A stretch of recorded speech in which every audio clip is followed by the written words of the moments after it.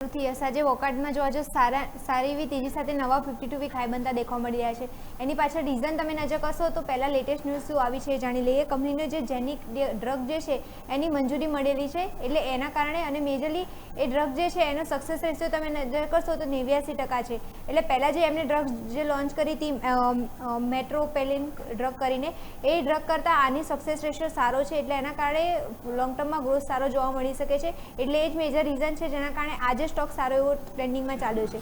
પણ એના પાછળ ઘણા રીઝન પણ છે, એના ફંડામેન્ટલ પણ કંપનીના સારા જોવા મળી રહ્યા છે. જે ક્વાર્ટર ફોરના રિઝલ્ટ જે આવ્યા હતા કંપનીના, એ તમે નજર કરશો તો ખોટમાં હતી કંપનીને, ખોટમાંથી કંપની નફામાં આવી છે.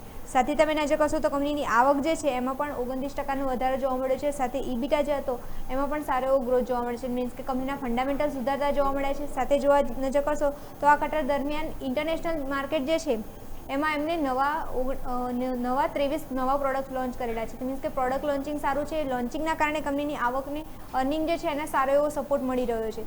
એટલે કંપનીના ફંડામેન્ટલ જે છે ડે બાય ડે સારા સુધરતા જોવા મળી રહ્યા છે. સાથે જોવા જઈએ તો એન્ટીબાયોટિક દવા જે છે એની આવકમાં પણ વધારો જોવા મળ્યો છે, અને એ આવકમાં વધારો જોવા મળ્યો છે એના કારણે કંપનીની પ્રોફિટેબિલિટી જે છે એ સારી એવી ઇન્ક્રીઝ થઈ છે.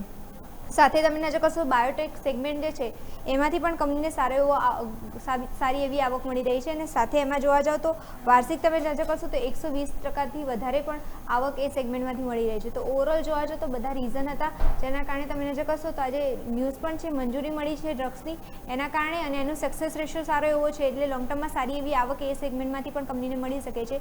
એટલે સ્ટોકમાં સારી એવી તેજી જોવા મળી રહી છે, અને એના ફંડામેન્ટલ પણ સારા છે. એના કારણે નવા 52 વીક હાઈ ક્રિએટ કરેલા છે.